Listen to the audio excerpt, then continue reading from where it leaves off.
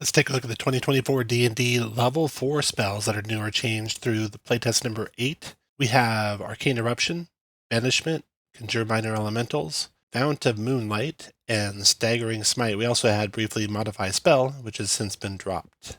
Arcane Eruption is all new, as far as I know. It's a level 4 evocation sorcerer spell. Range is 120 feet, and it creates a 20-foot radius sphere centered on a point you choose within range, so you don't have to see it. That's nice. You get to choose the type of damage: acid, cold, fire, lightning, poison, psychic, or thunder. That makes it very versatile versus many different types of opponents. It's a dexterity saving throw. The damage is slightly less than a fireball 6d6, but it adds a condition. You choose one of the d6s you rolled, and you can add a condition. You notice these conditions are like worse and worse on the chart here. So if you roll all sixes, you can only deafen. If you rolled all ones, you can incapacitate. So it's kind of an interesting blend there where more damage is probably going to have less condition, and less damage is going to have a worse condition. In general, though, you can always roll a 1 and all the rest be 6s. And then when you cast the spell at higher level, it does more damage. Our next spell is Banishment. This is from playtest number 3 and got nerfed in a number of ways. It's a 30-foot range spell instead of 60-foot range spell.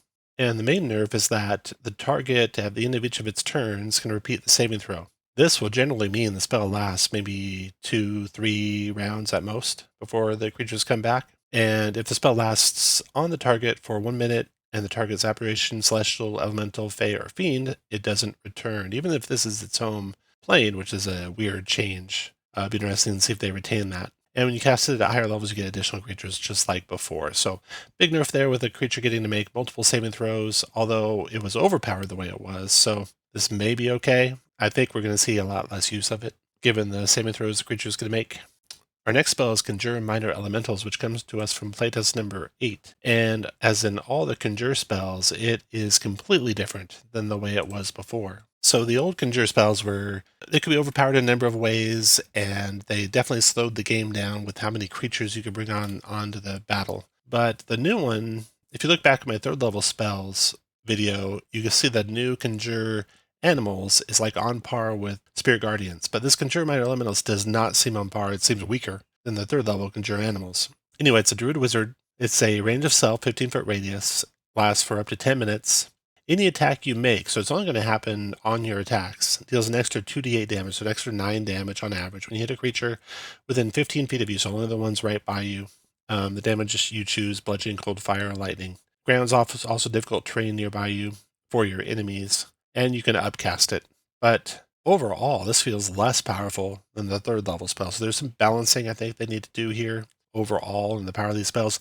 And it's interesting that the mechanic is changing completely around. Why not use roughly the same mechanic for all of them, but change the theming maybe a little bit of the types of damage, a few of the little special powers it has, but don't wholesale change how it works, where it affects, etc. So that's Conjure Minor Elementals.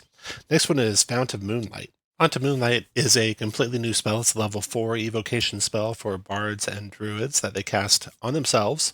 Duration is concentration up to 10 minutes. It sheds bright light and dim light, gives the caster resistance to radiant damage, and melee attacks dealing an extra 2d6 radiant.